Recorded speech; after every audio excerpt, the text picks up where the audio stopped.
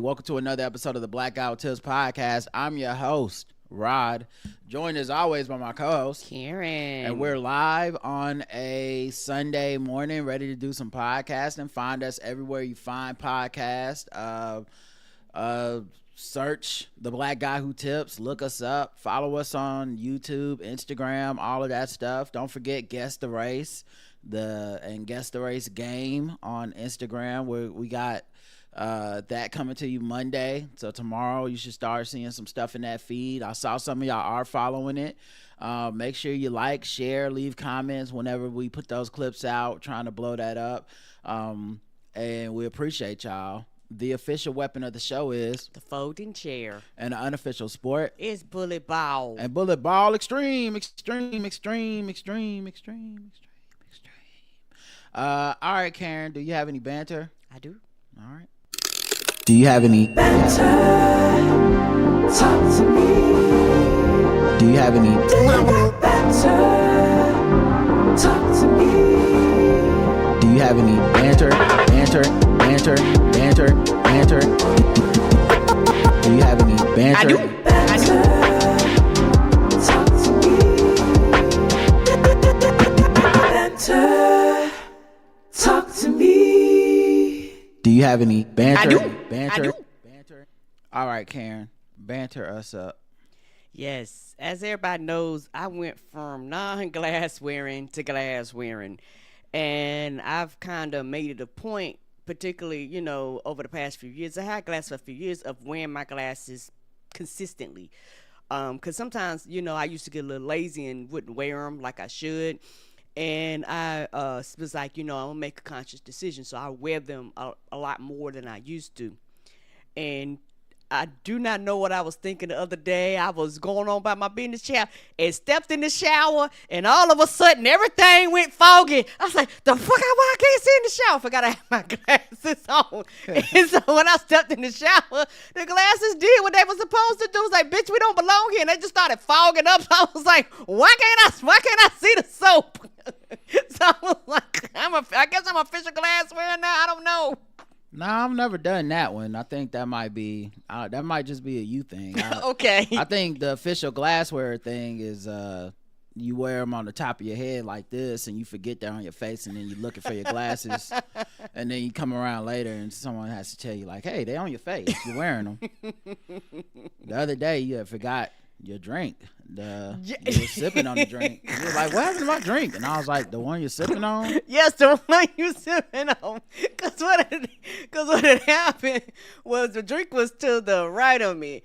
And that's why I kept reaching for it. And so I forgot that I had reached for it. I had pulled it closer to me. And I was actually drinking on it, but I wasn't paying any attention. So what happened was... yeah. I reached over and was like, bitch, it ain't there. Yeah. And my brain did a glitch. It was like, what's happening? People keep wishing me happy Easter, but I feel like they really should be wishing me happy 420 if they knew me. Cause I'm not going to church this Easter. I don't have any plans. Nothing's changing for me other than the YMCA is closed. So I can't work out in the YMCA. Of course it's closed. It's the Christian Association. So I can't work out in the Y. So I'll probably go for a walk today. And if I'm gonna go for a walk, I might as well see these ducks and be all in La La Land with the ducks and the turtles. So it was it's just they fall on the same day this year. I feel like they normally don't. I guess they normally don't. I don't know exactly how it works, but I just feel like maybe ask first, like, what do you celebrate? And I'm like, let's go which one. Let's see which one. But anyway, Karen, any more? Yes, Rod bought me. I really like Peppa Pig. Peppa Pig for the parents out there, Peppa Pig got a video game, and it is so much fun. And sometimes I forget that I am an adult playing like a child's video game. So whenever I hit an achievement, it's like, you are the 0.0005%. I was like, yeah, probably because I'm playing with a bunch of 3 and 4 year olds. Don't give a fuck about trying to get the achievements. But anyway, so Roger bought me some Peppa Pig gummies, and they're just regular like gummy bear, gummy worm type things. Nothing's in them, guys. Yes. But I did ask, and I was, I bought them from like Ross dress for less. So if there was anything in them that is just lead from China or whatever, they're trying to poison us with. They were absolutely delicious, and they looked like a Peppa Pig and the crew. But I did ask, because I was about to say, when did Peppa Pig get into the adult stuff? I was confused. I was like, let me ask first. I don't think they wouldn't allow their branding to be on drugs. That's what I thought. I was like, I don't think they would allow this, because I was like, not legally anyway. Because I was like, I don't want to take these and didn't be floating off somewhere and won't know how I got them. I was like, I just took some Peppa Pig gummies. Yeah. So that was it. Just you had some Peppa Pig gummies. Mm-hmm. All right. Are only black people promoting the gambling in commercials, or is it just the ads that I see? I can't tell, and I don't know what it is. What it says about the world and America that they think the people that would make me want to gamble are Kevin Hart, Drewski, Jamie Foxx, and Joe Budden. Ain't the same group of people. It just be like random, like you just need to be black and a little famous. Like Kevin Hart, I understand he's at least got some sports ties and Kevin Hart be he's everywhere. Really big. You know, he's a big movie star. Jamie Foxx, I don't think of when I think of sports or gambling. No, I don't. Not that he's like a bad person. I just don't think of him. But I don't put the two and two together. Joe Budden and Drewski, 100%. I don't think of them. That's just like I guess that's just we're officially an influencer culture because gambling doesn't necessarily make sense.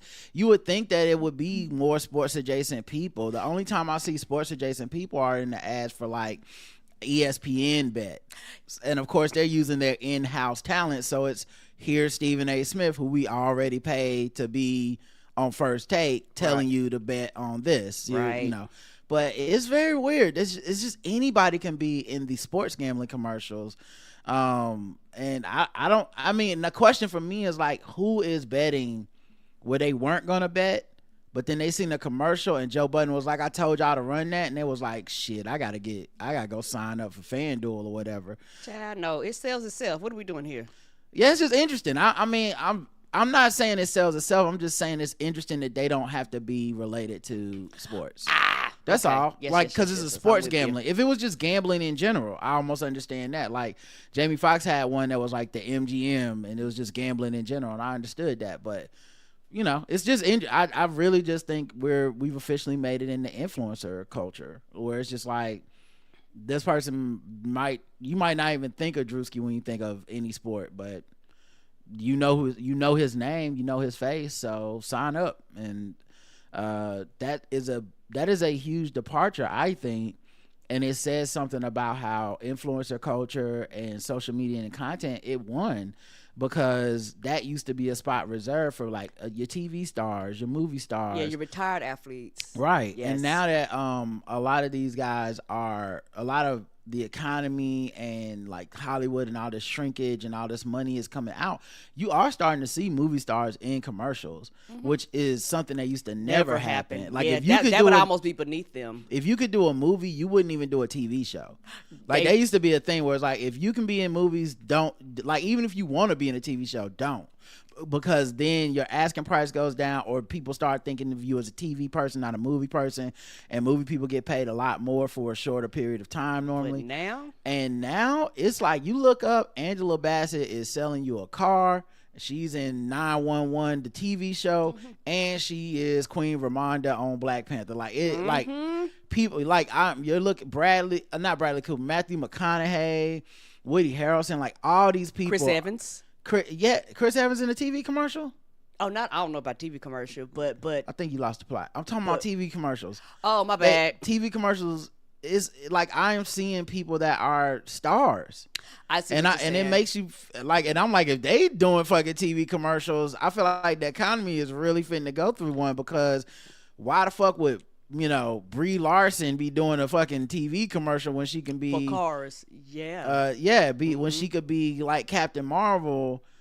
What does her accountant know that I don't? Okay, I'm with you, because when I said Chris Evans, I was thinking like more of movies, because you said movies to TV shows, but I forgot. Yeah, when you start throwing commercials in there, that's different. That's the commercial stuff isn't normally for them. Like you say, years ago they stayed out of it, like you say, and they stayed out like TV shows and TV series. Like once they crossed over to like the screen, a lot of them never went back. But yeah, a lot of them are starting to cross over into these other realms that would normally be reserved for other groups of people. Yeah, it's just interesting. All right, that's it for me. Anything else for you? Oh, my last one. I don't know if it's a me thing or what. But I realize, particularly when I'm riding with Roderick, if we riding and somebody just zooms past us, I always go, goddamn. I'm like, goddamn, they flying, they speeding. I don't know if it's a me thing or what, but then I try to guess their speed. Then try to figure out how fast they going. No, I think that's the same thing too, because I don't really speed like that. And yeah, every once in a while, somebody's just trying to be fast and furious out here. A quarter mile at a time. Yeah, this is this is the same way I look at like helicopters flying over the neighborhood. What I'll be like, they looking for somebody. I feel like every time one of those cars fly by, I'll be like, they like don't end up in a wreck. I'd be like, don't end up in the wreck, and I'd be like, the police gonna clock you, because sometimes they be up on high up on them bridges. I was like, you don't never know when they do one of them things. We're gonna say, whoop whoop, you get pull your ass over. Police like ninjas in Charlotte. Yes, they are. They know exactly. Like they'll pull up on the hill on the side of the highway facing the opposite way, so that you think you just drove underneath the underpass and they was waiting on your ass the whole time. They'll sit up on the underpass and clock you and like. We've seen that. They be getting people, and we got a racing problem in Charlotte too. So we do. They really be cracking down on people. It's about to be lit up in here. But anyway, I just move over and let them go be with God. Child, I do too. Cause sometimes you be like, God damn, I know you gotta be doing over 100, because sometimes the way they move past you like a ninja, like, and then you blink your eyes 3 times and then they out of sight. You be like, God damn, you were moving. All right, well, let's get into some other stuff then. Politics till we get mad. I didn't know she was black until a number of years ago when she happened to turn black. And oh, wait, no, not politics till we get mad. I forgot. I had one more thing. It's not banter, though. So we got a comment on our YouTube that was already like, I don't like the rebrand. Y'all taking feedback on it. It's just literally got out of the, we literally just got out of the, open the box on it. We ain't even finished putting up the siding. You haven't even We put the flowers down. You haven't even technically seen anything yet. Right. You ain't seen nothing. So for those that don't watch the show on YouTube, basically this isn't the new like art for the show. It's the actual art. It's our standard logo, the episode number, and then the title. And in the title of the episode, it's just the title now. It's no longer the episode number. Right. And so this person said, open the feedback, not quite sure about the new intro, but at least it's short. Okay. They must think that that's the intro. No, the new intro is this thing. Okay. The video.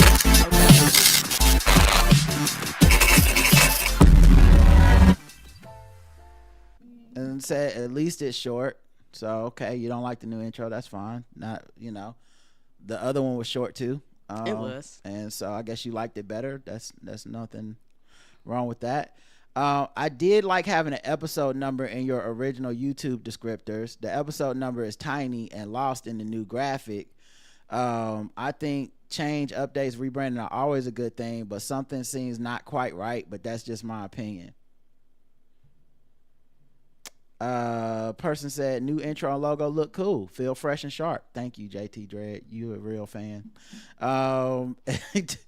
And the thing that I want to point out here is we didn't do it all on a whim. This has been the result of meetings for, at this point, months. Yeah, we've been actually talking and discussing a lot of shit. This wasn't nothing that was just thrown together. So the first thing is all this stuff can be easily be changed back if we wanted it to, but we have stagnated. We're not really growing as much as we want to. It's a very slow type of growth in the first place, and the team at Inflection has provided us these resources to try to help grow the show, and we've given them like, you know, hey, we've thought, what about this, what about that, and they've like went out, they've hired people that do this work professionally. Yeah, this is not is just for their us, job. but this is their actual job description. So you have to go with their expertise. And so one of the things that we learned, because we're learning a lot, putting the numbers in the title of your YouTube fucks up the search algorithm. Yes, it does. Because the first few characters are these random numbers that have nothing to do with anything. So if someone's on YouTube and they're looking for certain topics, certain podcast, whatever, it actually makes them less likely to find you. Right. The other thing is, you're not going to stop listening. No offense to you. I mean, maybe you will stop listening after this. I'm not trying to insult you, but people be sensitive as shit these days. Right. But we have you. Right. Yes. You're not going anywhere because the number isn't in the title. You're not going anywhere because you thought the old intro was better than the new intro, or because the title card you don't like something about it. You're gonna keep, if you've been fucking with us for 3,000 episodes, you're gonna continue to fuck with us. That's not the issue. But how do we gain new people? Right. How do we get new listeners? Because that is the issue. And doing like something like this with a rebrand, changing the way we promote certain things, it's trying to reach new people, to see what we can do with the show. These shorts that we've been doing, this is a result of us trying to find ways to venture out on social media, bring people back into the fold for the podcast. All this stuff that you're seeing is not things we just did without thinking, and they're all things that I think if push came to shove and we found out this is not helpful, it's actually making the show worse. We're getting less people listening. Putting a number back in the title is as easy as hitting the edit button. So I think that isn't a real concern for us. And I also think a lot of people do like it, so you know, we'll take your feedback. You're one person, you don't like it. We've gotten plenty of feedback as we put this stuff on social media, as many people do like it. There's also a new outro at the end of the videos now, just in case you didn't make it to the end.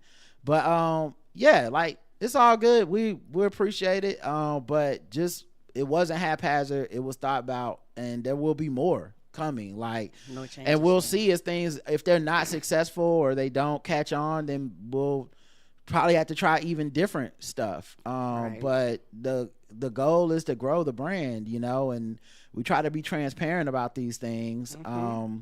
But yeah, in this case, it's hard to not to be a dick, but the feedback being something's not quite right. I don't even know what that means. It just don't feel right. What does that mean? Change is change. Change is growth. Change feels uncomfortable for certain people. Right. We're not doing this to stay comfortable.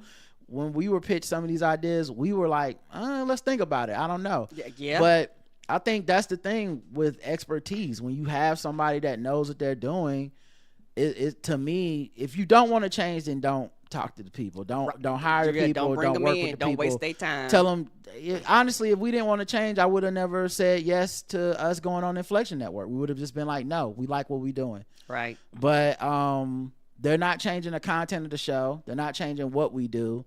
So if you actually fuck with the show beyond the surface level, then I don't think it should matter, some of these things. I think we're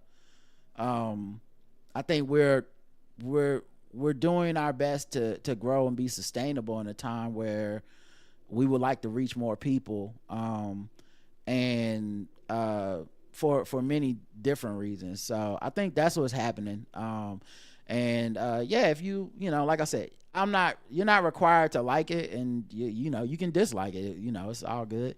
But it won't be the last thing we change, I'm sure. And it won't be and at the same time, if it's really that bad, then we just go back. But I think they're very surface level changes that shouldn't affect how you engage with the show.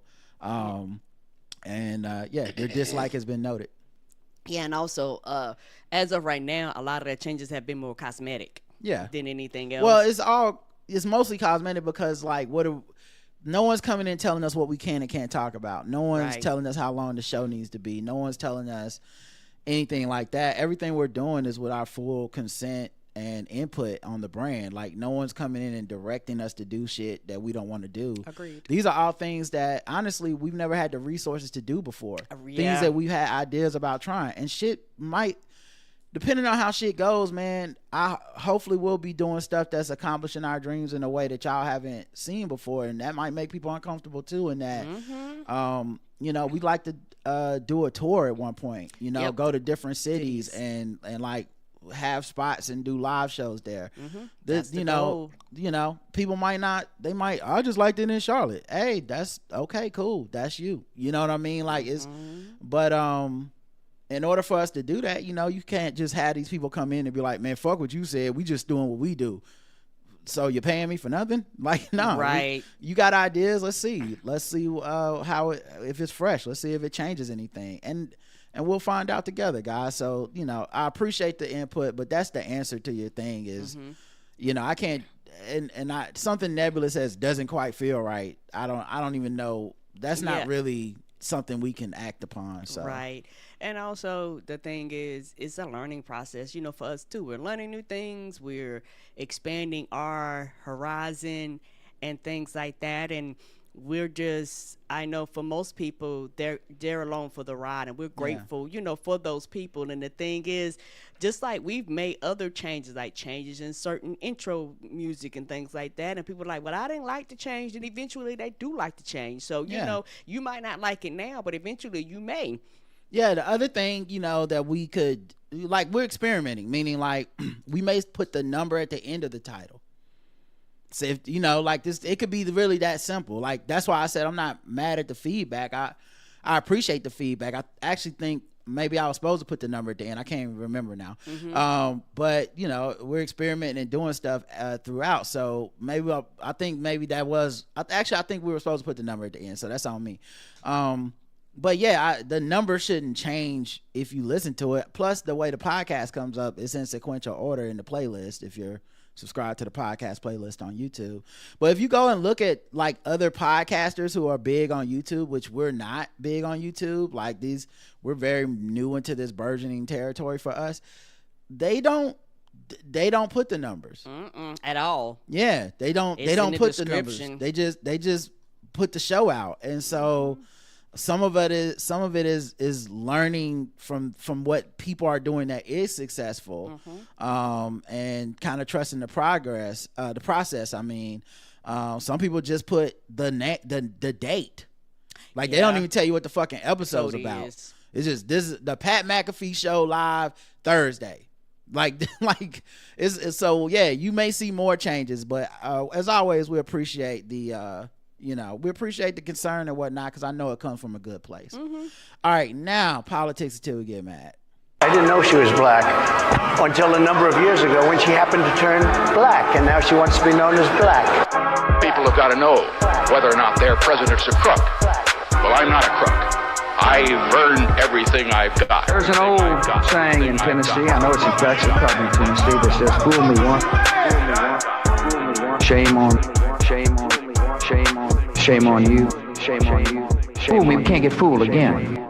Tell you what, I don't know about you, but I'm going to go to bed. Psycho. I'm going to go to bed. I'm going to go to bed. I'm going to go. All right, politics until we get mad. There's lots of politics to get mad about, Yes, it is. because politics is gonna keep politicking. Okay, that's my new phrase. That's my new saying. Put it on t-shirt. Maybe we sell that on the rebrand. I don't know. Right. Azealia Banks regrets her Donald Trump vote. She has branded his presidency a mess. So if y'all was waiting for Azealia to weigh in on the election and everything going on with the Trump administration after, supporting Trump, that she has decided that it's a fucking mess, and his presidency is an absolute disaster after spending years defending him. 100. Get out my face. 100 fucked with as a black person. Okay, I think it's time everyone who voted for Trump admit that we made a fucking mess, she wrote. rightfully so. She says petty and vindictive, rightfully so, but not when the well-being and livelihood of billions of people, damn near the entire world, lay in your hands. Nobody on earth is afraid of crazy old white man anger, she declared. Old white men need to reinvent the archetype because it's too predictable. Like China is just dunking on everybody right now. These tweets came after she revealed she ultimately voted for Donald Trump despite her endorsement of Harris shortly before election day. This lady is all over the place. I was about to say, get out of my whole ass face, lady. You're everywhere. I can't trust you. In 2024, she had praised his transparency when she attended a rally in Florida. Yeah. All right. Well, she's apparently not with Trump anymore. So we got that going, guys. Yeah, and I think there's something off about her. So no, and I've always thought that for a very, very long time about her. Yeah, for sure. I think she has some issues. Sorry. I think she has some issues, and it's kind of obvious that she be going through shit. And I don't know what else she do with that, but hey, maybe this is the thing. Maybe she's actually come around for good this time, or maybe we'll be 2 days away from us sitting around going, oh yeah, Azealia Banks, she says Trump forever, fuck Kamala Harris. I don't know. Trump White House openly mocks Maryland senator for meeting with Kilmar Abrego Garcia. Says he's not coming back. Now, I don't know how much y'all pay attention to shit on social media. I don't blame you if you're not on there a lot. But the White House and the actual accounts of Twitter and stuff on the White House, like .org, whatever the fuck you call it, these things are being run like memes, like a sassy Wendy's account. It's insane. So they took a screenshot. This is the White House on Twitter, okay? White House, the silver check. .gov. They took a screenshot of the New York Times. Senator meets with wrongly deported Maryland man in El Salvador, and they put X's through it. Senator meets put like a red mark through it, like you're editing it out to say this word doesn't count. And they changed it to Senator meets with deported. They took out wrongly in Maryland man with deported MS-13 illegal alien in El Salvador who's never coming back. Like it's a fucking joke. And all I'm saying is there were people that commented on our YouTube page when we brought up this shit with Waka Flocka, who have been quiet as church mice for the last couple months, when they were like, you ain't deporting nobody that's not here illegally. Don't break the law. Don't break the law. Well, now they are deporting people who are here legally. They're deporting people incorrectly, admitting that they made an error, not complying with these court justices and the Supreme Court judges who are like, you are breaking the law. You have to get this man back. What the fuck is wrong with y'all? How much more do you have to have before you admit that this man is everything we say he is? And yeah, mocking it, the cruelty is the point. Yes, it is. The cruelty is the point. Why would you be mocking him? Like, let's say that that you really genuinely thought like we are doing the right thing. Okay, we need to make sure that this guy is locked up because he's doing this, that, and the other. And then you find out you didn't. You don't go, man, fuck that dude. Ha ha ha. Ah, gotcha, bro. These nuts. Like, that's not professional. That's not serious. It lets you know what the point is. The point isn't being correct or following the law. The point is to be cruel. Let's see what else we got here. Supreme Court is now blocked for now any new deportations under that 18th century wartime law, the like Alien Enemies Act or something they were calling it. Alien Enemies Act of 1798. That's what they were using to basically deport people under suspicion of being gang members, whatever. They were just throwing people out of the country, sending them to Venezuela, sending them to all of different countries, and being like, go there. And it's called it's for the Alien Enemies Act of 1798. And so the Supreme Court says, no, you can't do that. That you can't. That's enough. Until further order of this court, you are not allowed to just send people to remove Venezuelans to the Bluebonnet Detention Center out of the country. Clarence Thomas and Alito, of course, dissented, but the other 7 justices was like, no. Clarence Thomas and Alito is extremely corrupt. Like they are not even pretending to signal fairness or the rule of law in any way. They are 100% assholes open for Trump. Like, we are trying to make sure anything you want to do is gonna get done. Fuck the rule of law. Power is the rule of law. Anything you do under your power that we can help facilitate, we will do it. And it's amazing that, honestly, at this point, it's amazing that the other justices even have that have been selected by Republicans. It's amazing that they even take a stand sometimes, because I didn't know that they would stand against Alito and Thomas on this. I don't know if Alito and Thomas knew that. I probably didn't at the time of voting. Yeah, I don't know. Anyway, we'll find out if they comply with the order. They won't. Right, because they don't always comply with the order. There's been plenty of times judges have ruled against them and they went, I don't know, make me. Nah, boo boo. Come get me then. Come get me. You know? So I don't know what you do with I don't know what you do.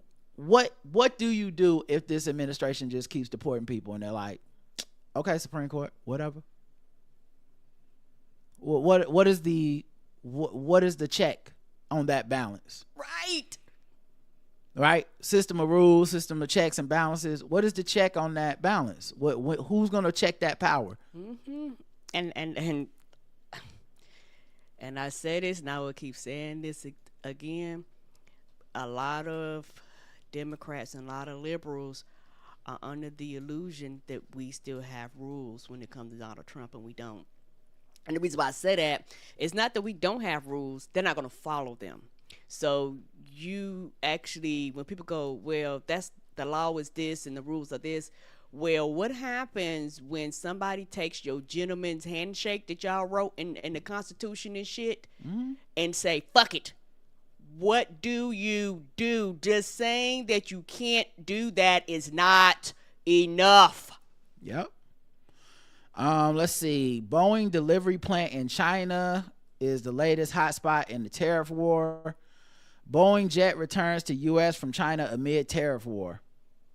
A Boeing jet earmarked for China was returning to the United States on Friday, flight data showed, as the plane maker's flagship delivery plant outside of Shanghai was drawn into a deepening tariff war between Beijing and Washington.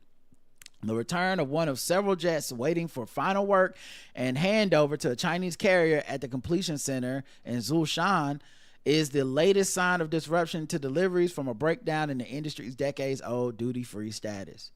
Was also, because they always make it sound like it's one way, right? They always make it sound like, yeah, the America will tell everybody what to do and everybody will just do what the fuck we say. We don't need anything from any other countries. They only need things from us. And then immediately that shit is a hole is shot right in that logic. When China is like, Boeing jets? No. It's like, we had things going there duty free too. Oh, there were exceptions and now there aren't. What the fuck are we gonna do? Planes already crashing up in this bitch. Right. And it's also one of those things where this shit is going to impact a lot more than people think, particularly if you work in any form of construction or any like large heavy machinery. Even I know your smaller consumer shit, but like your larger shit, a lot of this shit is going to be held up. It's going to be delayed at ports. A lot of people ain't gonna get shit on time. A lot of people ain't gonna know what they supposed to pay. Like it's gonna cause, particularly anything like I said in the construction industry where you're dealing with like bobcats and dozers and shit like this. It's getting ready to really impact shit. People gonna get paid late. People gonna have fees and fines because some companies, they actually charge a percentage on their invoices when you late, but people don't go, if it's not in the system received, I can't pay shit. So it's getting ready to be a really, really big problem. People are underestimating this, and everybody always look at the individual consumerisms, which I understand, your Nintendo Switches and shit like this. But what happens when it gets to the big shit? Now all of a sudden, we're building homes, we're building bridges, we're doing all this shit, and we are fucking 5 months behind, which is going to up your cost because the shit is stuck in Canada, over in Beijing, over in California, in a fucking port because nobody wanted to pay the fee, or nobody knew what the fee was, or the fee wasn't in the goddamn system. And keep in mind, Boeing clearly was not prepared for this, or they wouldn't need to return this jet. Right. Meaning, this catches one of the biggest military companies in America off guard. Trump's tariffs are causing havoc.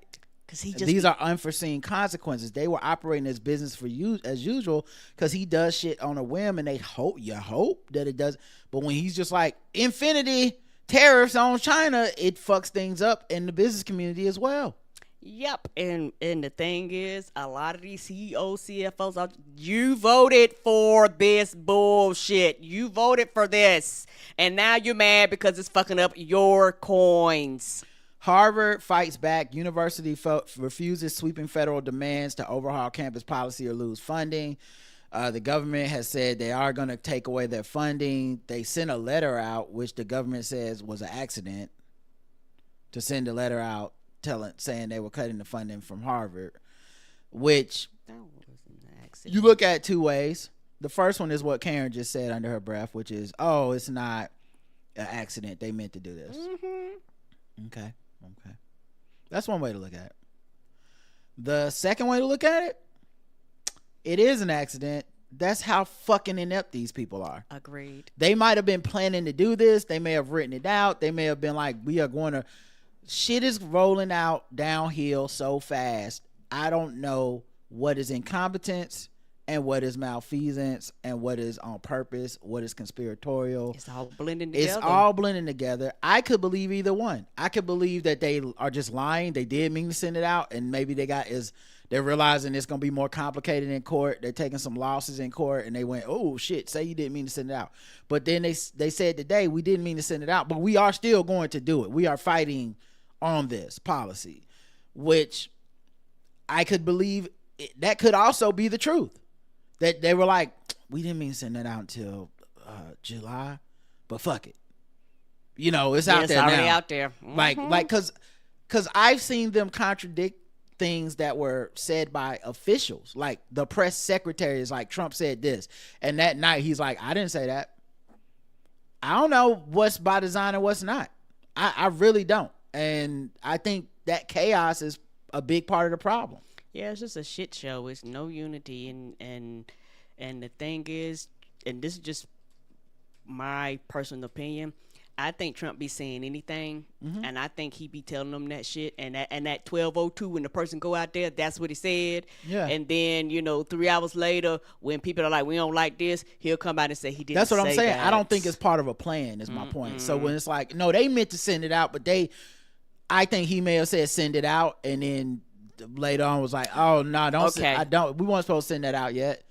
I don't think he would ever take responsibility for it. Oh no, he's not. The people around him, I think he gives them different versions of shit. It's all fucked. JD Vance was supposed to meet with Pope Francis, and Pope Francis apparently big timed him and didn't meet with him. And then sent his, I guess the vice pope. I guess vice president met with the vice pope. The second pope. The pope in the pope in arms. Yeah, the middle management pope. Right. I'm a bear pope. Meet my executive vice pope. So apparently he sent the executive vice pope to meet with him and tell him, hey man, you're being cruel. You got to learn to be better to people. That was yesterday. This morning, the Pope did briefly meet with the vice president after yesterday's sending the vice pope in there. So I don't know what happens with this, because on the one hand, he was getting a lot of credit as the Pope for like, yo, he refused to meet with JD Vance yesterday, and that, you know, hey, I don't know how I feel about the Pope, but I like anybody that tells JD Vance da da da. Well, he met with JD Vance this morning, right? So I don't know. Does that undo the warm feelings? Right, and meeting with him or not meeting with him, it ain't gonna change the fucking point. The cruelty is the point. So he don't give a fuck about the Pope telling him that they're treating people wrong. Right. So he might not find it funny. If you ain't gonna meet with him, bitch, just don't meet with him. Cause meeting with him or not meeting with him was a complete waste of everybody's time. Right. So yeah, I don't know what you take from that, but it feels like bread and circuses. Like it's a very symbolic thing. It doesn't mean much. I know JD Vance is a converted Catholic, but I mean, I don't treat any of these people when they put their religion out there and yet their policies don't match with the teachings of Jesus or whoever they claim to follow. Right. I don't put any stock in what religion they say they are. You don't live it. No, you do not. Your actions say otherwise. You can't justify the cruelty of Donald Trump and his administration and then tell me with a straight face you follow the teachings of Jesus. And no, you cannot, sir. You know, so I mean, I guess, and that's one of the reasons I can't celebrate some of this stuff. Is like, oh, the Pope, he gave him the cold shoulder. Oh, but then he did meet with him, because it seemed like living moment to moment. People get excited about certain shit, and it's like there's not a time to be definitively excited. Right, like you need to wait and then find out, because if you, like, for example, oh, Supreme Court just stopped this migrant thing, you would think we'd be on the show like, yes, I'm not, it's temporary. They could come back in a week and be like, we thought about it, go ahead and do what you're gonna do. Right, we're not gonna stop you. That won't be a victory. They could let this stand, and then Trump and them could be like, we still gonna do what we want to do. Right. So that's not a victory. No, it's not. So I'm not celebrating any of this shit. I know people think it's petty and it's funny, but I'm not. It's not. It need to mean something, and this JD Vance shit don't mean nothing to me. Right. It's not a game to me, and I know that because his position and him being vice president of Trump. Nothing. I can't take anything you say, no, your actions seriously, because you'll say something out of one side of your mouth, and then 15 minutes later you say the opposite. You used to say Trump wasn't shit. Yes, a lot of them used to say Trump ain't shit. And this is one reason why, when it comes to the Republican Party, a lot of them ain't shit. You don't mean anything, because a lot of people are like, well, they said this, bitch. I don't give a fuck what they say. How do they vote? That matters more to me. That man's a coward. Like, there's no reason to respect anything he says or does. Like, we saw that man not live his principles. We saw what he's willing to do to have some power. Mm-hmm. Yeah, and other people call one man's wife ugly to his face, and he was like, "Thank you very much, Donald Trump." Last story, Connecticut, because I'm mad. We need to get out of here. Connecticut doctor born in Pennsylvania told to leave the U.S. by Homeland Security. Okay, yeah, it's not killing anybody, not here legally. Hey, he not what? Then don't be breaking the law. So this man was born here in America, in Pennsylvania. Homeland Security is telling him to leave. He doesn't even have anything to do with immigration.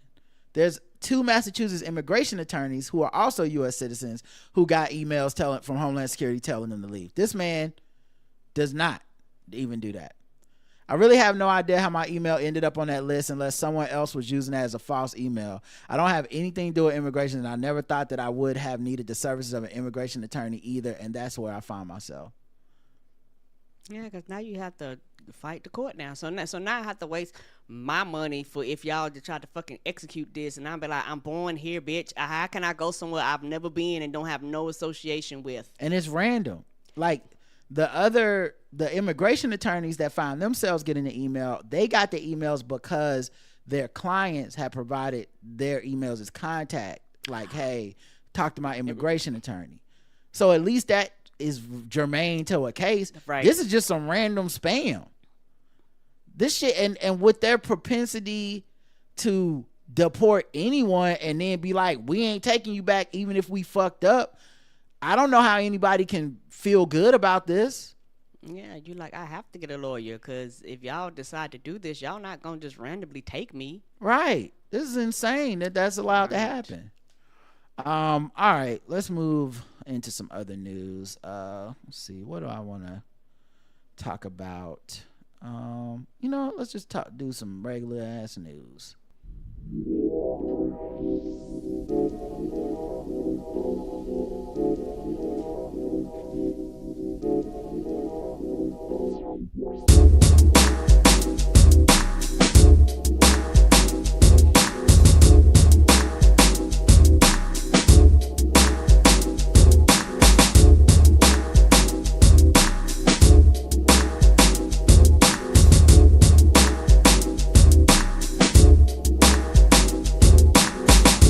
All right.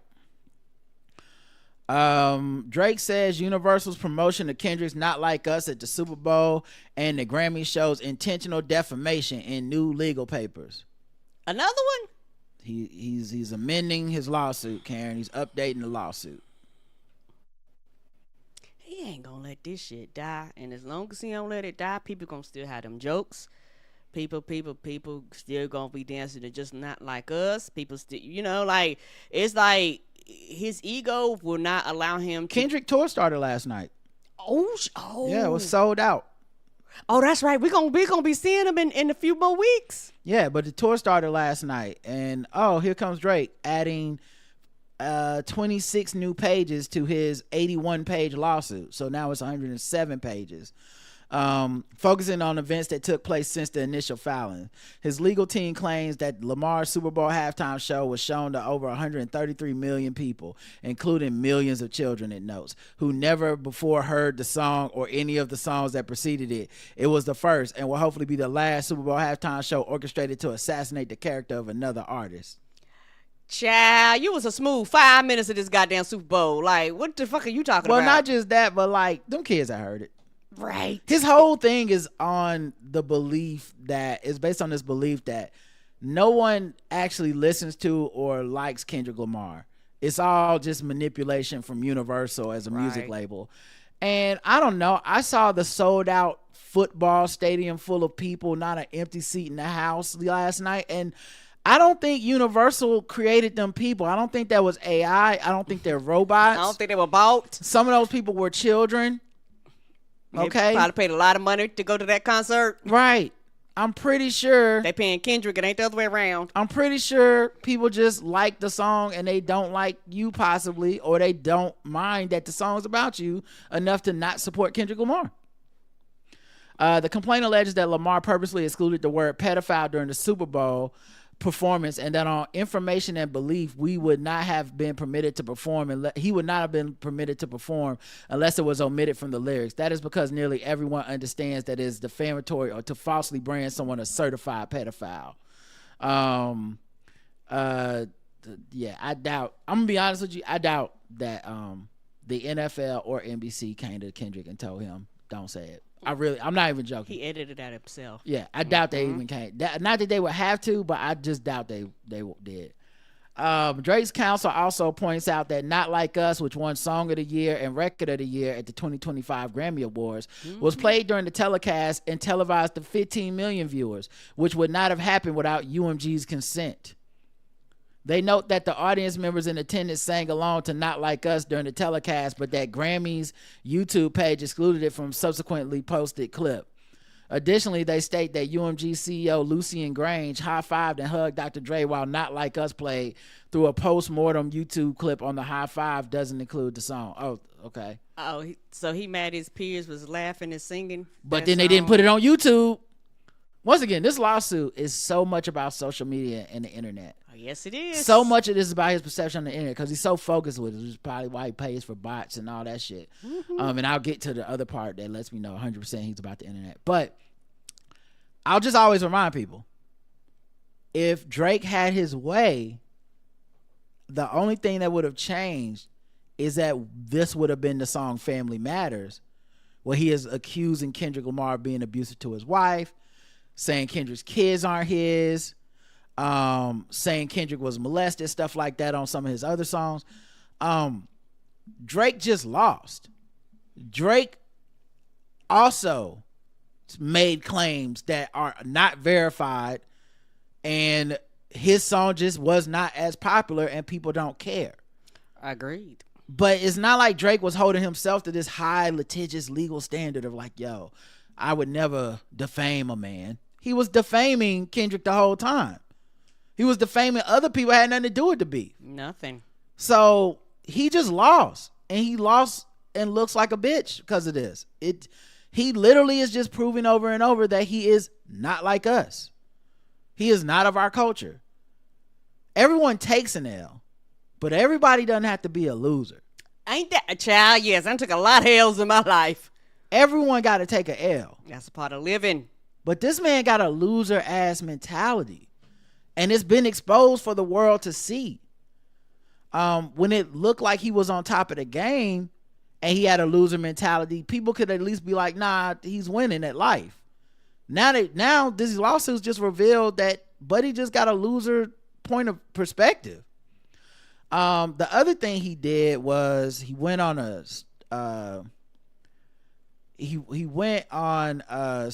I think Adam Ross's streaming platform. Yeah, he's a streamer, Karen. Kind of outright-ish, person that streams content. And he said this about Kendrick. Like, yeah. Bro, oh my God. Would you ever get in there? No. How much? What's the bag to get you in there? What's the bag? Yeah. Who do you want? Oh, I don't even know. Eddie, Who do you want to fight? Oh, I know who I want you to fight. If we're fighting, we'll fight at Hino's gym or something like behind closed garage doors. Yeah, you don't got to really. So implying that he would physically fight Kendrick at this point. Whatever. That part's not important. The part that's important to me is Drake a streamer now. Mm-hmm. He's been going on a lot of streams lately, and you know what? Rob was right, because you know what? And the reason why I'm going to say Rob was right is because Roger was like, he has nowhere else to go but to the extreme, but to them white boys out there, because literally so many people have literally turned on him. He was actually touring. He canceled a bunch of his shows. He canceled his tour. Nobody made him. Came back to be a streamer. Yep. Rob is right. Yep, Rob is right. Rob is right. Rob is right. Yep, Rob is right. Yeah, Rob is right. Whoop, what was that again? Oh, yeah, Rob was right. Rob was right. Yeah, because you know what you ain't doing, nigga? Making music. Yeah. And he is, like, officially joining Kick with weekly streams. He's a streamer now. Oh. He's going to be a person that he's not rapping. He's not a musician. Just a personality. He's a fucking he mocked Joe Budden for this. He became Joe Budden. Yes, he did. He gonna be giving his opinion, not through music, not making money on a tour, not getting paid putting out albums. He's a fucking streamer, dog. Kendrick brought this man low. Like, it's insane. Mm-hmm.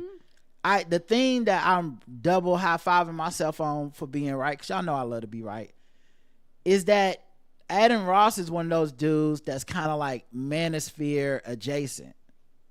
And my thing was, I thought he would go to the manosphere. I thought it was the only place he had left. Right. That he already makes this kind of like misogynistic, yes, poor me, I can't believe these girls won't let me cheat on them music. Mm-hmm. And he's not really of black culture. The manosphere is not black culture. It's like this weird white supremacist culture that sometimes black men might participate in, but like the people at the top of that are gonna be your Andrew Tates and shit like that. Like, it's not gonna ever it's not really a black led movement. Right. And it just proves how much that not like us he is again and again. So yeah, I'm not shocked that he took this turn, but I'm awestruck by it. A year ago, this man was considered the top rapper in the world. Mm-hmm.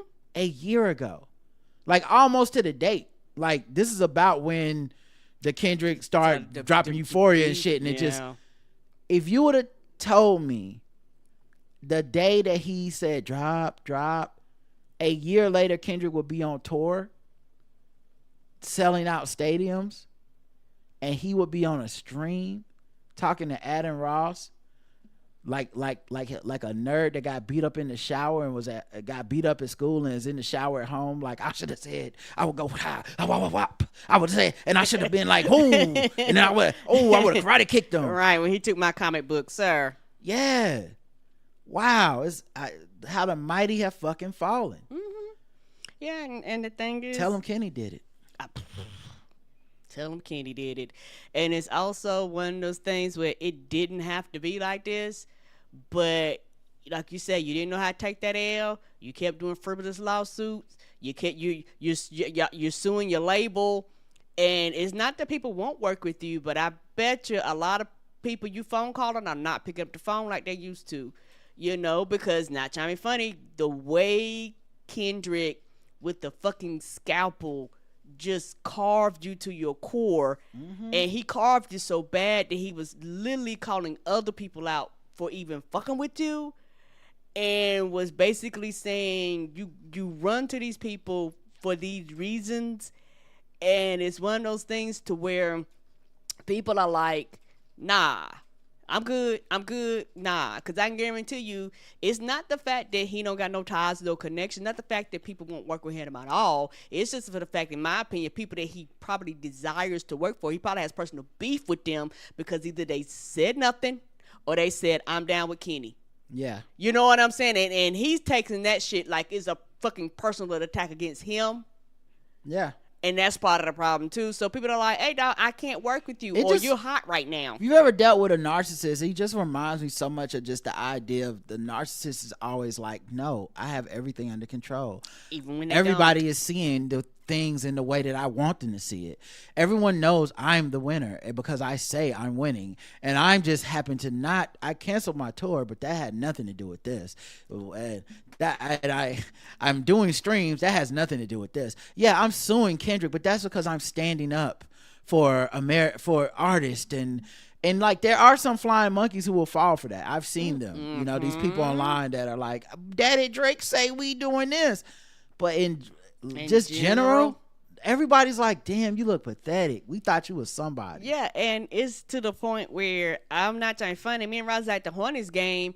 And they changed DJs, and I could instantly tell because they started playing a bunch of Drake shit, and people were looking around like, why is we hearing all this Drake stuff? Yeah, I don't know what that dude was doing. Glad they didn't bring him back. Ain't that the truth?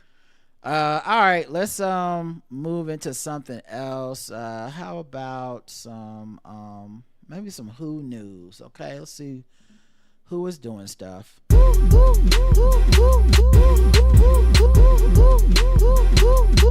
News.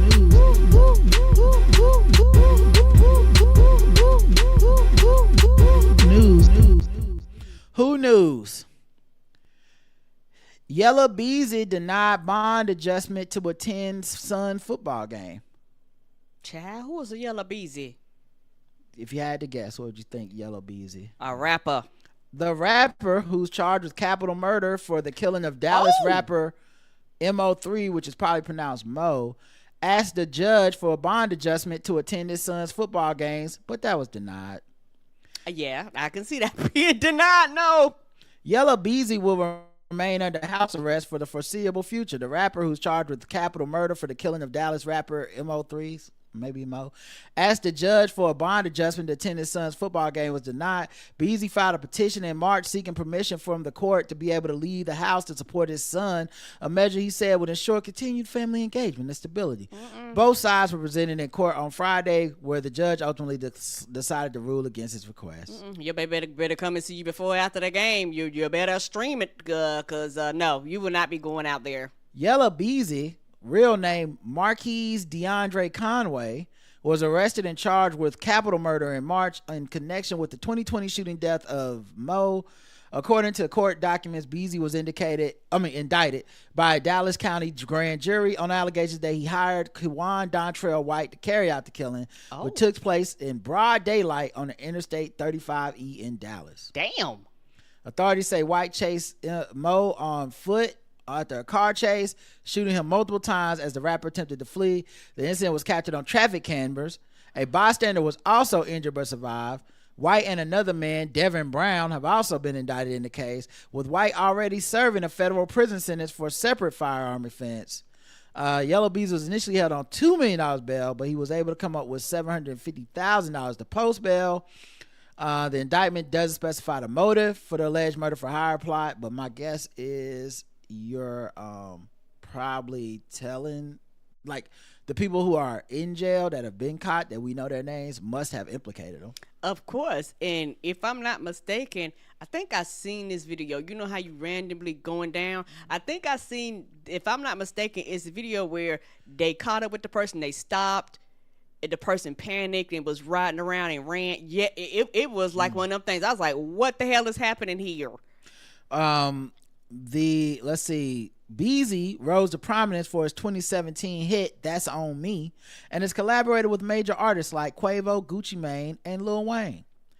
He has previously faced legal troubles, including dismissed charges of weapon possession, sexual assault, and child endangerment. Oh. White was recently captured on Jailhouse live stream, boasting about coming home soon. Check it out above. All right. Good luck to you all.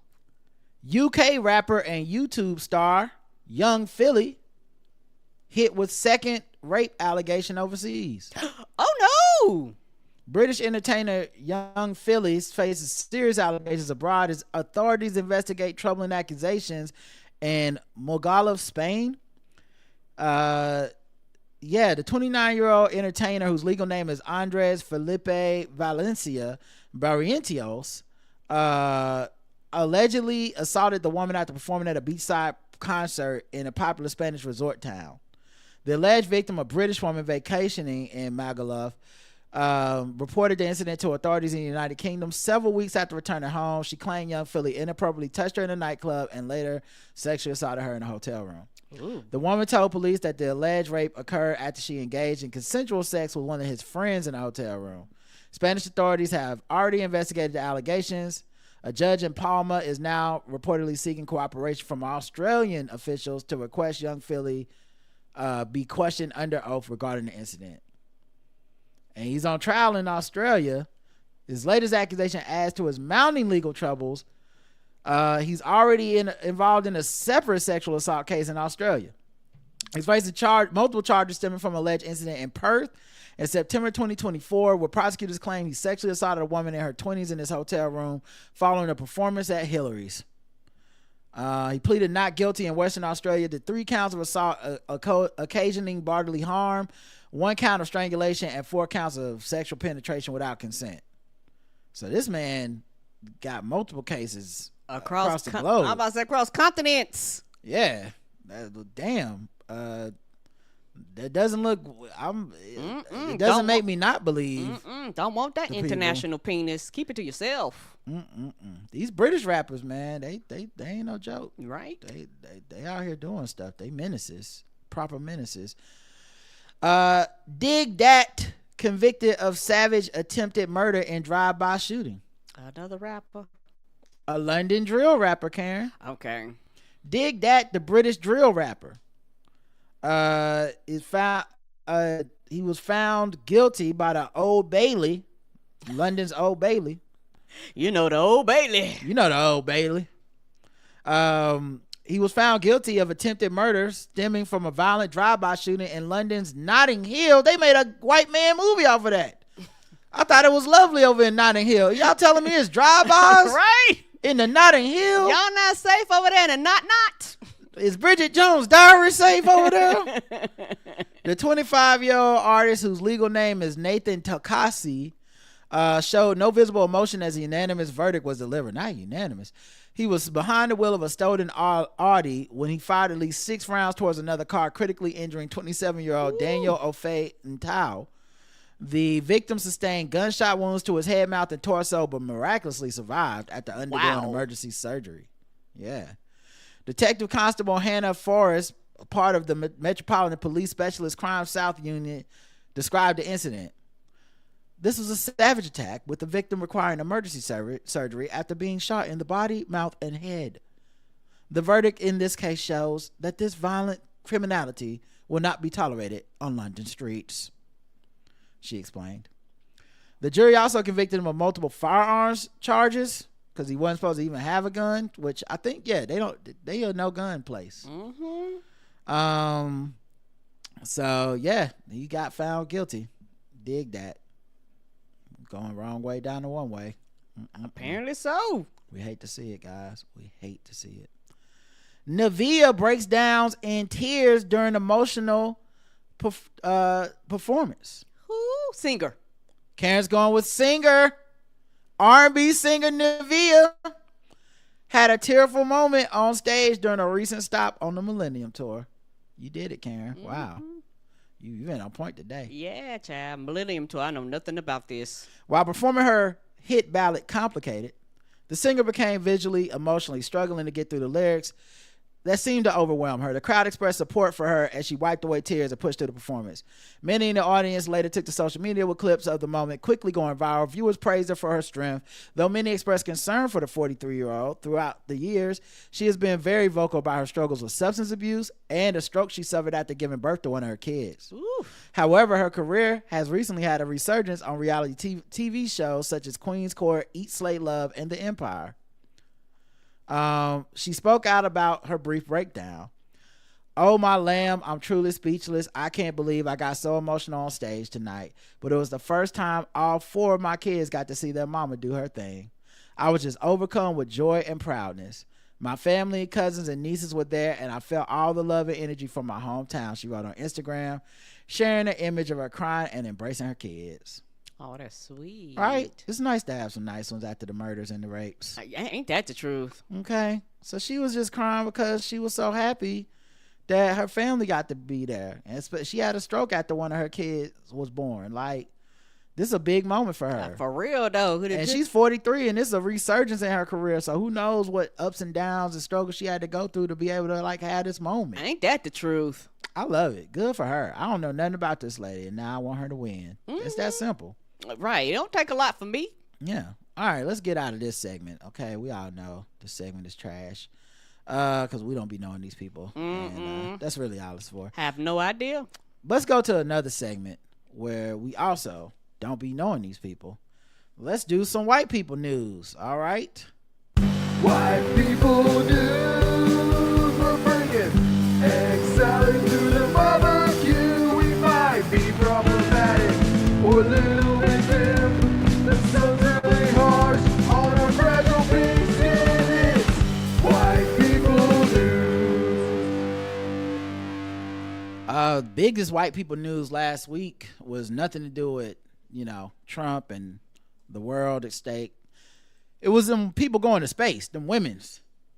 Oh, yeah, that was the talk of the town, wasn't it? Them women's went to space, y'all. Gayle King and Katy Perry and them.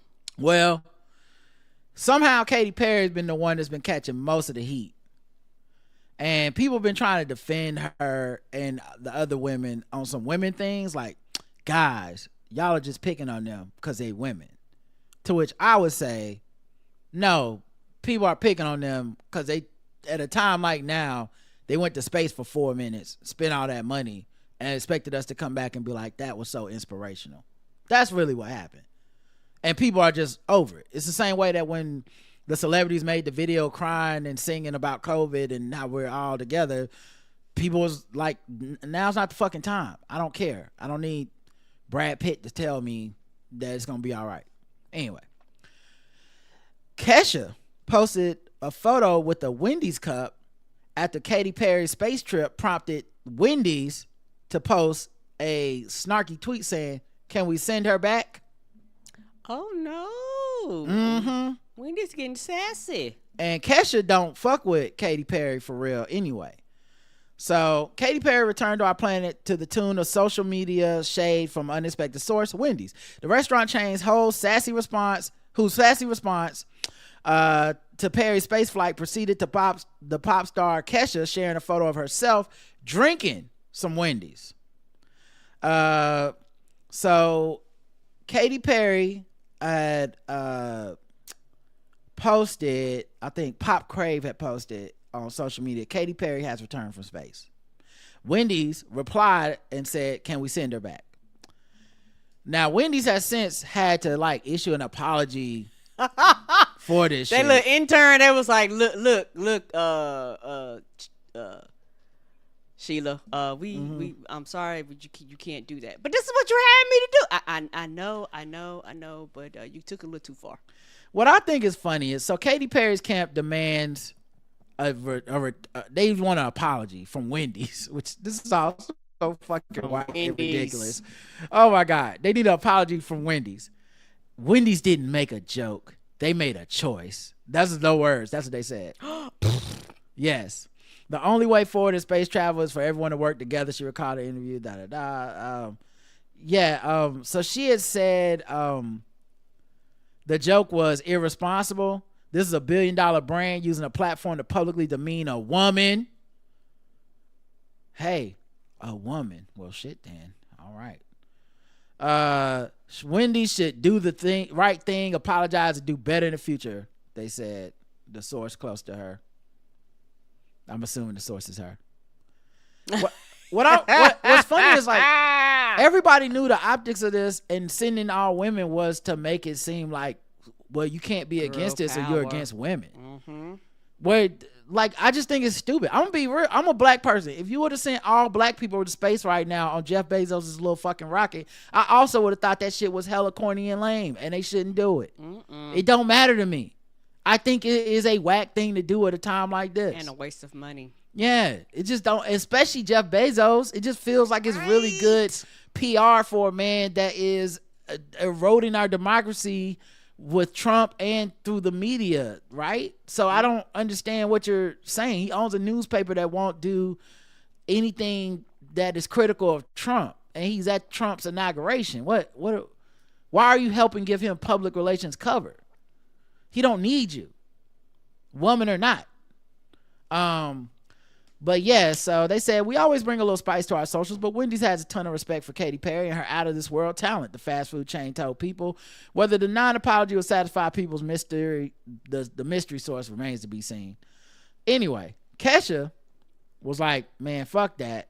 I previously sued Katy Perry's album producer, 143, Dr. Luke, that's the name, Dr. Luke is the album producer, for sexual assault back in 2014.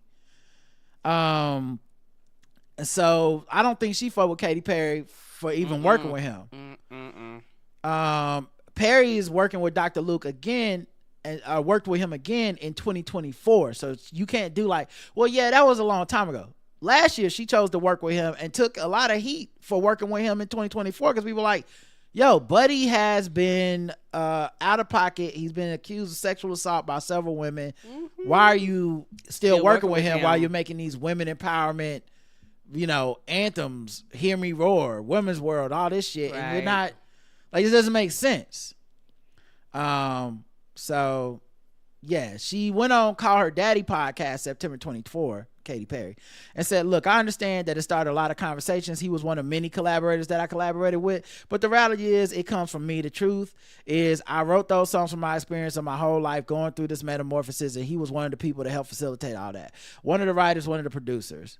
That's what she said when she got asked about working with him following his years-long battle with Kesha after she accused him of sexually assaulting her.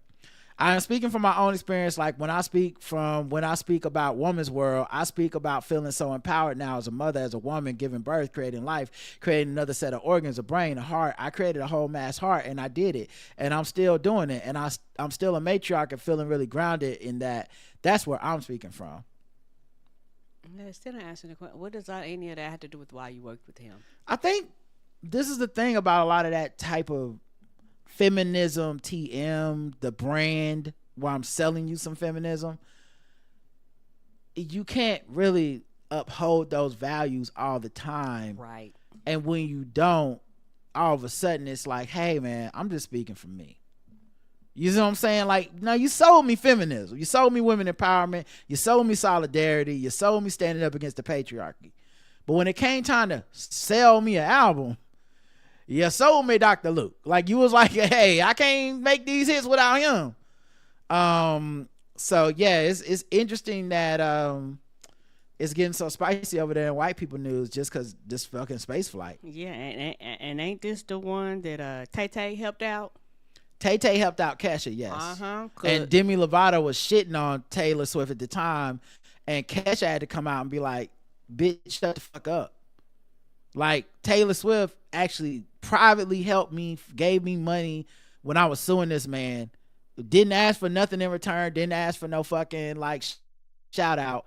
I'm only telling you this because she's a good person for real, and don't ask. She helps people when the cameras ain't on. So fuck you and your little catty ass. Like, I'm the number one pop star bullshit. What have you done to help me? Because you're saying Demi Lovato was saying at the time that Taylor Swift doesn't actually help women. She's just a fake feminist. And then Kesha was like, that's not true.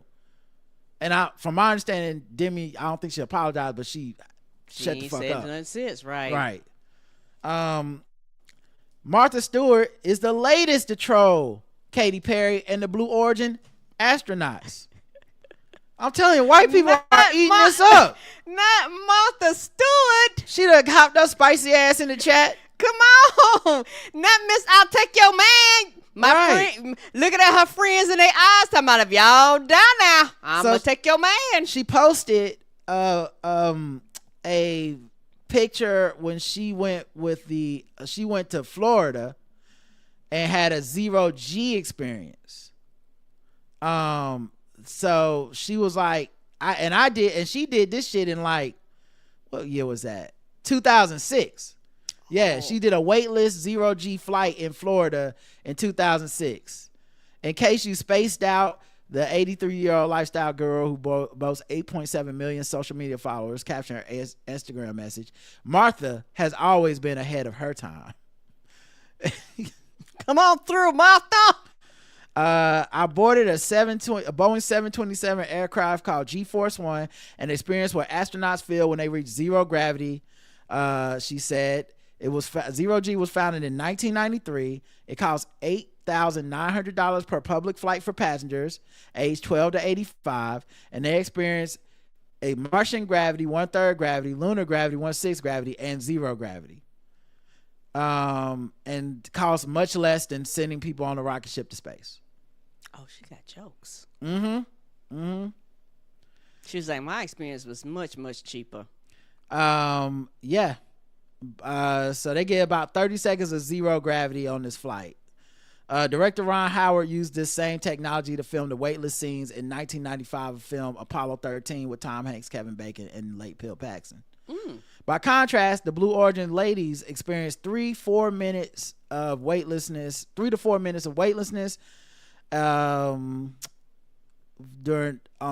their flight over Texas on Monday. They faced a lot of backlash from A-listers and members of the public for the bizarre trip, which has been described as gluttonous and planet-destroying by the far. The 40-year-old pop star has suffered the biggest backlash for being a glorified space tourist whose 11-minute joyride for the super rich left a significant carbon footprint here on Earth. So, Wendy's getting in, Martha Stewart getting in, Kesha getting in. Right. God damn, boy. The girl is fighting, ain't they? Right. Meanwhile, Jeff Bezos face planted when he went to go meet his fiance, which after she landed from the space So he was on Earth and he fell on his face. He was all the way on the Earth. Face first. Sir, this is gravity. We got gravity here. Yeah. What you think was happening? It was caught on live stream. That's hilarious. That he fell. That's hilarious. That's crazy, man. What? Like that? Did we really living in like Succession or some fucking TV show? You know what? All jokes aside, this look like something that will be playing on Curb while the main character's looking at the screen going, what the fuck is happening right now? Yeah. It's crazy to see. Or you know what? Larry would be out there doing some shit and calls Jeff Bezos to fall flat on his face. I missed that damn show. Yeah, he fell down wearing that. You know his new thing is to try to look like Mr. Worldwide. His dress code. He always wearing Under Armour black t-shirts and shades. But yeah, he fell down trying to get to the pod. He needs some 0G. Yeah, he does. The G ain't in him. The G was on his ass. All right, we'll do a couple more stories. Gutfeld regular Tyler Fischer says he's banned from Fox News after it's gone full woke. Oh, you hate when Fox News goes full woke. Gutfeld. Is that a Gutfeld? Oh, Gutfeld. Mm-hmm. Oh, Gutfeld is a TV show they have on Fox News. I think it's a late night series. Oh, okay. I've never heard of it or watched it. Because I was about to say, who? White people news. We don't know these people. I only know of Gutfeld from listening to JL Covan's podcast, where he'll bring up Gutfeld sometimes, but I don't know it beyond him joking about it. So he was a regular on this popular Fox News late night series. He's been banned from the platform after asking an employee out for coffee, according to him. I mean, Karen, we can't even ask someone out for coffee anymore. Wow, Fox News really has gone full woke.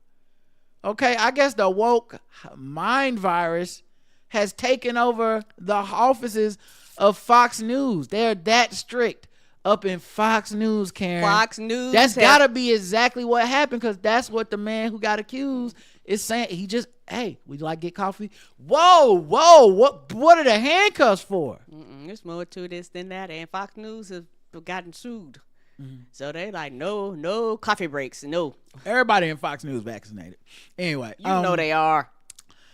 He says the conservative leading Fox News, which has been front and center fighting the so-called wokeness in America, has itself gone full woke. Attention. After almost 2 years, I will no longer be on @Gutfeld Fox TV show. He said Wednesday. Sadly, they have gone full woke and kicked me off for a reason that is beyond hard to believe. What was my woke crime? I asked an employee out for coffee. He said he has proof and is seeking legal counsel for defamation, calling his purported ban absolutely insane. A source with knowledge of the situation said in that exchange, he grabbed the female employee's cell phone, put his number in her contacts list, then demanded to know if she got the number. It wasn't a friendly thing, the source said. Fischer responded to the claim, said this was a mutual and very friendly interaction. When asked if she would like to go out for coffee, she said yes. At that point, phone numbers were consensually exchanged. Absolutely nothing aggressive or forceful happened from me or her. I don't believe him. I believe that's exactly what happened. Fox News declined to comment. Yeah, why else would they fire you?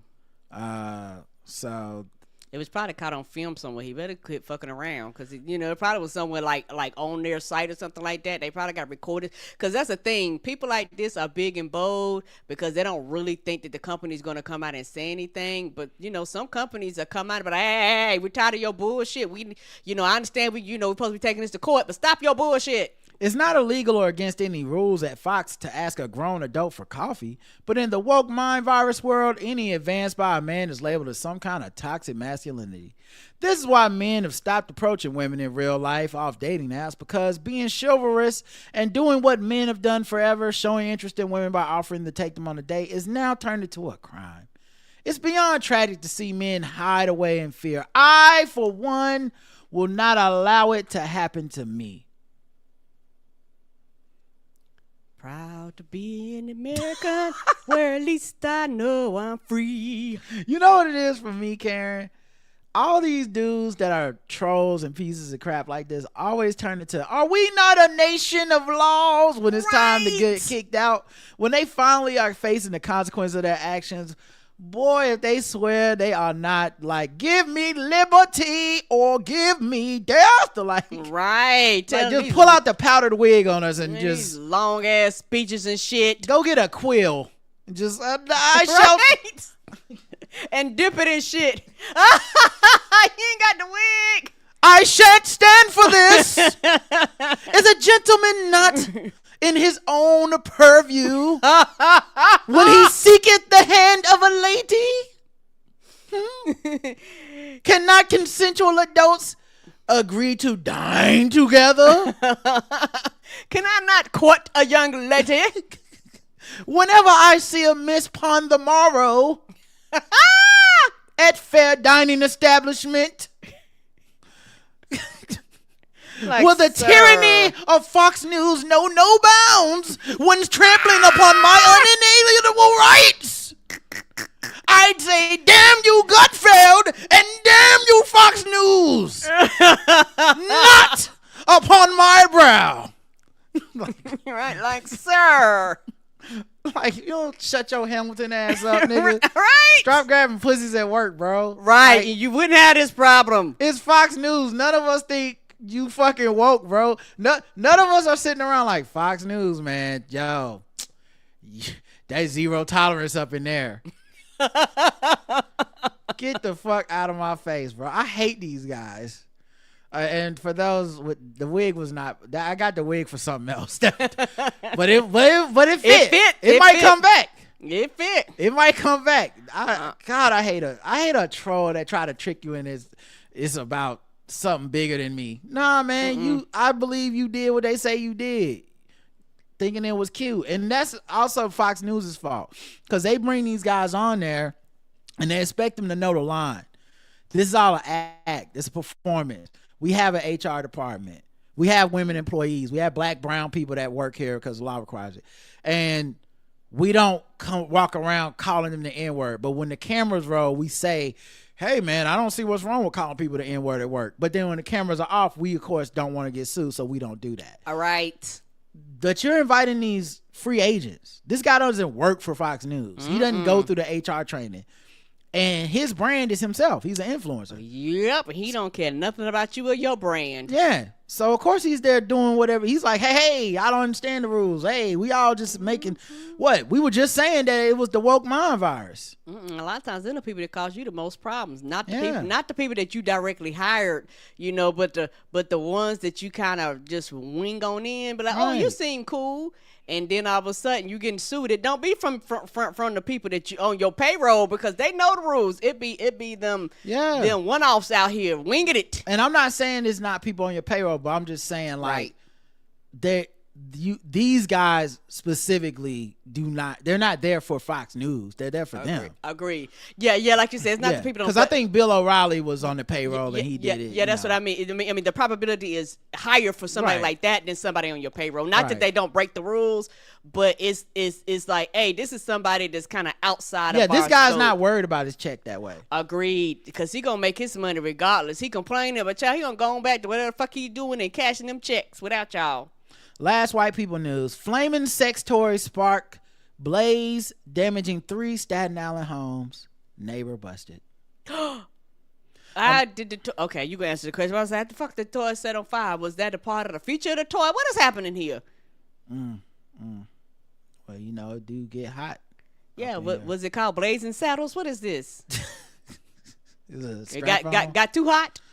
A man was busted for starting a fire that damaged 3 Staten Island homes and threatened the life of an elderly woman.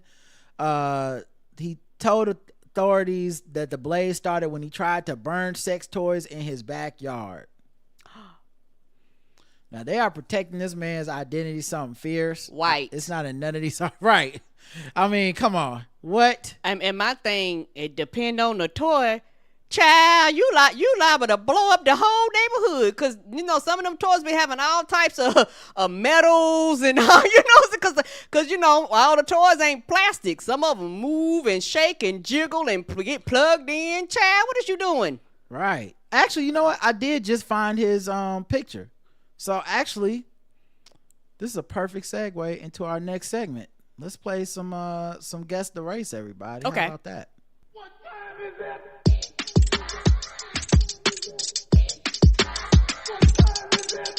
It's time to guess the race.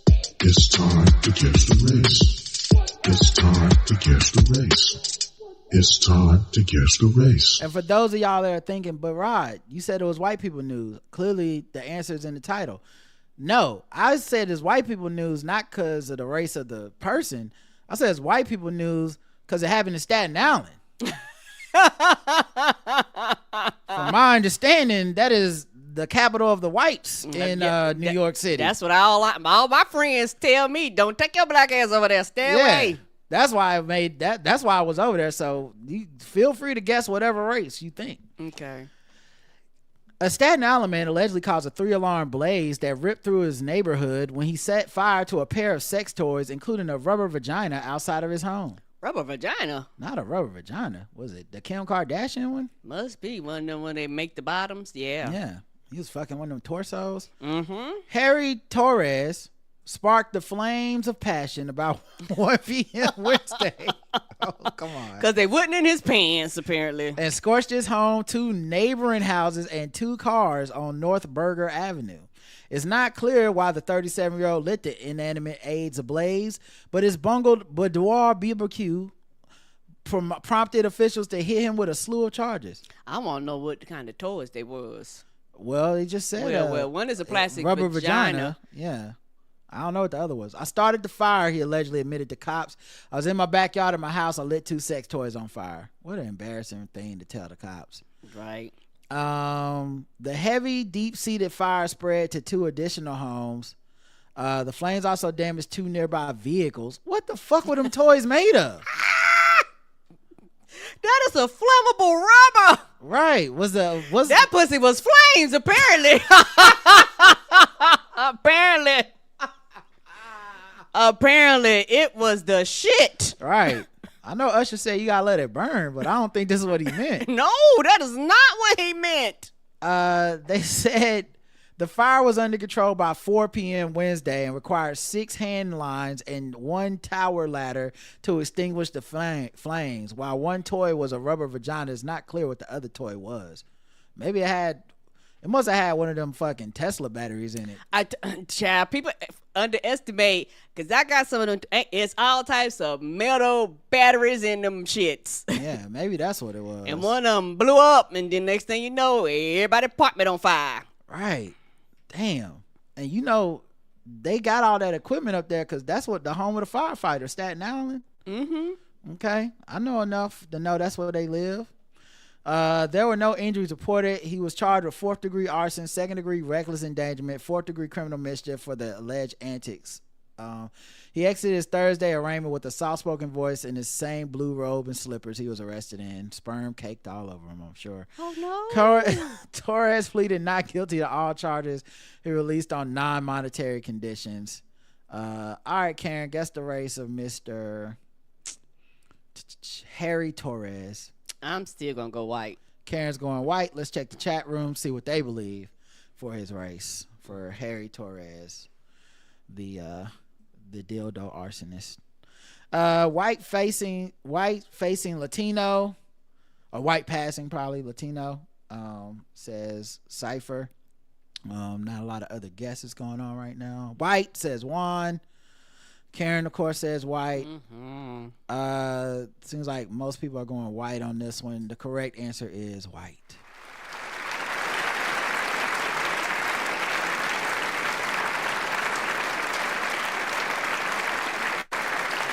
Someone said white pretending to be Italian. Yeah, he looks like a white passing Latino in this picture to me. Mm-hmm. They didn't mention that he don't have a shirt on underneath the robe. He don't. That's that is wild. Oh, look business. at the size of that fire, baby. Yeah. Go back up. Yeah. Woo. Yeah. It was hot up in there. There was like an 88-year-old neighbor she don't got a house now. Oh. And she got to live in terror for the next. Every time she hears something vibrating, she gonna be like, oh. Right. Zzz. Oh no, I'm shaving Miss Adams. I'm just shaving. Right, that was scared the shit out of me too. Get rid of all the toys. I thought the flames was back. Let's see. Ex-Harvard Medical School morgue chief to plead guilty to the sale of body parts. Damn, we really broke. Everybody's selling body parts these days. Right? Did we cover a story where a lady in Florida was selling the bones? Yeah, we did.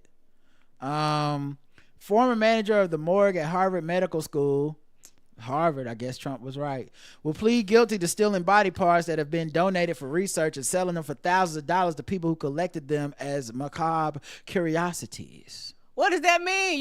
You just got bones sitting in your house? Yeah. How is that legal?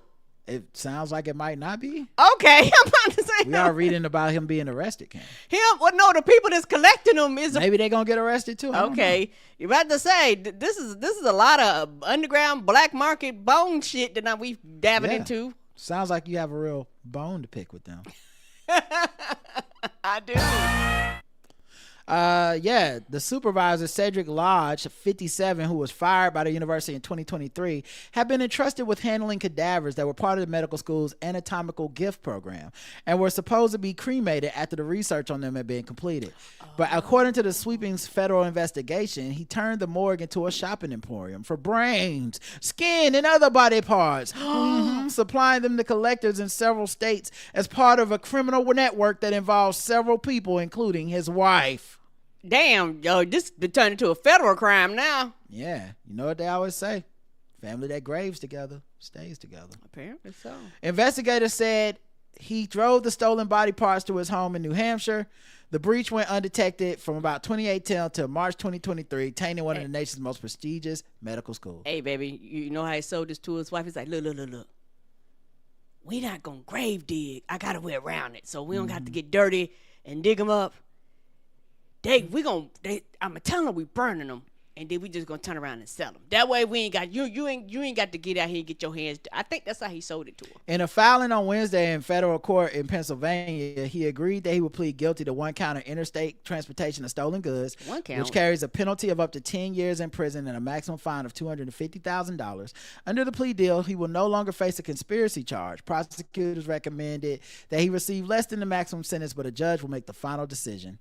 Karen, guess the race of Cedric Lodge. Child, white. They not gonna let none of us near them many bones. Karen says white. They don't let black people near bones. Sweeney Todd Old English white. The only thing they fear is diversity, not angry ghosts to white. It's getting preachy in the chat today. So everybody is saying white on this one. The correct answer is white, says Joe Spacely. The correct answer is, and y'all said white. Y'all missed it. He's black. What?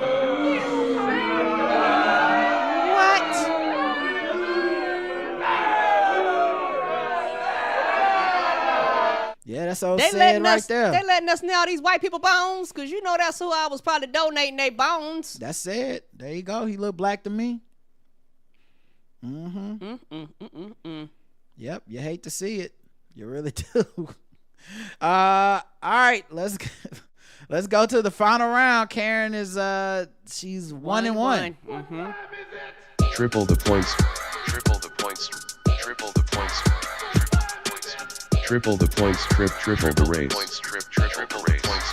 Triple the points. Triple the points. Triple the points. Triple the points. Triple the race. Triple the race. All right, last one.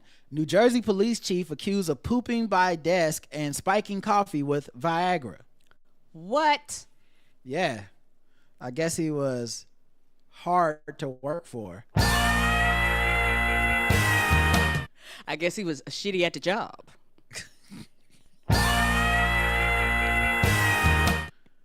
Maybe someone was trying to make Dick detective.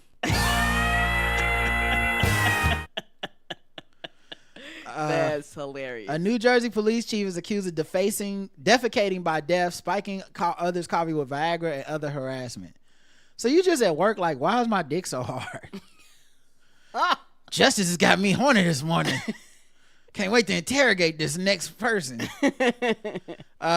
He was sworn in chief. His name is Police Department Chief Robert Farley.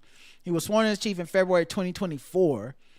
He's the subject of a complaint by 5 officers who are planning to sue the township for his alleged retaliation, discrimination, sexual misconduct, and harassment. The complaint alleges a hostile workplace that includes juvenile pranks like putting firecrackers under chairs, to acts bordering on criminal like dosing the coffee with drugs like Viagra, Adderall, and jabbing a needle into an officer's penis. Oh! That's a little less pranky to me. Here's the thing though. Firecrackers under chairs in a place where people have guns is extremely dangerous. Right? Michael Darren, I think so too. a special cabinet with administrative duties, claims Farley chased him around the office and cornered him before sticking a hypodermic needle through his jeans into the tip of his penis and drawing blood. Darren claims Farley would also shave and put his body hair on people in their food. Lieutenant Alex And Guzman, ain't nobody whooped his ass. Right. This bully is the police chief, right? Lieutenant Alex Guzman claims Farley exposed himself, made inappropriate comments, and defecated on the floor and in garbage cans. How does man get this job? And how did he get to do it for so long? Officer Rasheen Siam claims Farley retaliated against him when he became a whistleblower in a hostile work environment claim when another officer called him racial slurs. Officer Christopher Boeing claims he was punished with a shift change after missing arrest and traffic ticket quotas. The complainant said the abusive behavior began as soon as Farley, a 26-year veteran of the department whose father and grandfather were deputy chiefs, was appointed to the top job. A state investigation is also underway after he was reported to the Attorney General, Karen Gestarais, of Mr. Robert Farley. Oh, white. They're not letting nobody, black or brown, or no woman do this bullshit for an extensive period of time. Okay. Let's see what the chat room believes that this Shaq in the Fool candidate was doing. Yes, he was. They say Shaq used to do stuff like this in the locker room. Child. Those were some white boy abuser boundaries. White man in charge, says Miss Smart. The HWIC. Like Charles in charge. Right. Yeah, this like Nelson from The Simpsons got to be the fucking chief. White, nepo, petty tyrant. The correct answer is white. Everyone, you got it correct.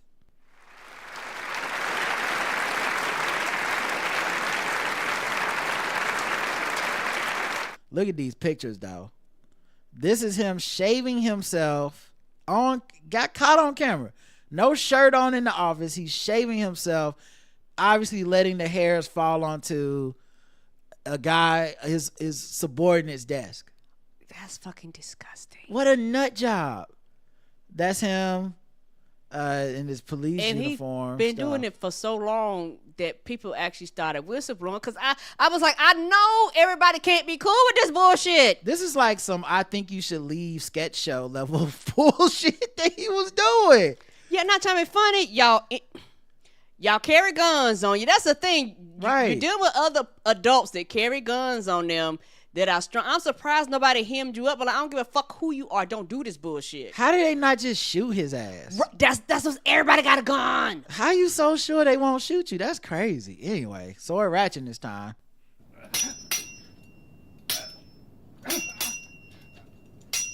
He thought it was funny. And you know what? This probably bullshit he been doing since he was 8 and nobody whipped his ass and was like, this shit ain't funny, dog. Stop this. Mm-hmm. I like that you came up with a whole backstory. Yeah, that's the only thing that makes sense. Just a grown-ass Dennis the Menace. Yes, they never got corrected nor punished for doing his pranks. Mm-hmm. Well, now look at him. You're going to be pranking into jail. Yes, let's see how funny that is. Delaware man, sword ratchetness. We go around the globe, find different articles, guess stories. Sword ratchetness. We go around the article. What? We go around the world, find different articles. Got me kicking in, and we almost to the end. Try to elucidate y'all on what is happening with these fucking swords. Here's a person that was wilding with some swords. A county man accused of stabbing his mother with a sword and attacking a man at a golf course. Tonight we're learning new information and we're digging into his background and what may have led to these attacks. Tom Bosco has the full story. Spread your feet. Put your foot on the ground. Delaware police caught up with a 29-year-old man earlier this week after callers to 911 say he tried to stab family members. My little brother just came over here and he tried to stab my mom. It led to a frightening situation for parents in the area. The incident happened in a neighborhood between Smith Elementary School and Hayes High School. Both schools were put on lockdown while police looked for this man, Christian Prothero. His brother told dispatchers he didn't have a gun, but something else. He had a sword. And she tried to grab it. He tried to stab her in the stomach. Court documents are revealing more details about what... He almost sounded like he is so ridiculous, he almost laughed. That's how crazy what he saw was. Yes, he's like, I can't even believe I'm telling you this, but I'm telling you this because this is actually what I saw. It sound crazy to me too. You know that's what he said. Prothero is accused of doing. They show that officers located a katana-style sword with blood on it. At a bond hearing, prosecutors described the threat Prothero poses to the community as substantial, saying the defendant used a weapon and was in an altered mental state that appeared to persist, and that he had made homicidal threats. A judge ordered Prothero held on a $100,000 bond, and he remained. Yeah, he looked like he was on something. Woo! Like drugs was in his system. Something. Child, that hair ain't been combed in a hot minute. No wash. Delaware County Jail. We've also learned that this is not the first time that Prothero has had violent episodes that have gotten him in trouble with the law. Court documents show that in 2017, he threatened family as well. At the time. Now, why is he allowed around swords? I have no idea.